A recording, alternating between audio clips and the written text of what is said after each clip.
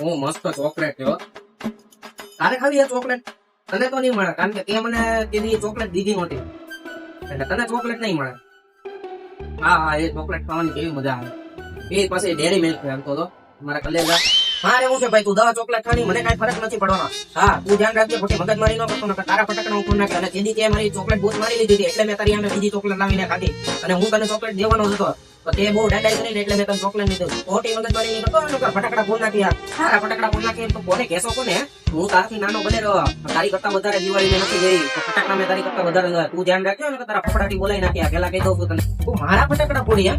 તને તો છે ને ફુગાની જેમ ફુલાવીને આકાશમાં ઉડાડવાની જરૂર છે, એટલે બહુ હવા નહીં કરતો, કમરી નહીં કરતો. તને પેલા કહી દઉં છું, તું ફુગાની જેમ ફુલાવીને આકાશમાં ઉડાડવાનું કોને પેલા? ફુગામાં ફુલાવીને આકાશમાં તો હું તને ઉડાડી. અને હું નાનો ભલે રહ્યો, મેં તારી કરતા દિવાળી ભલે ઓછી જોઈ, પણ તારા ફટાકડા હું ફોડી નાખ, ફટાકડા મારે હું ફોડી.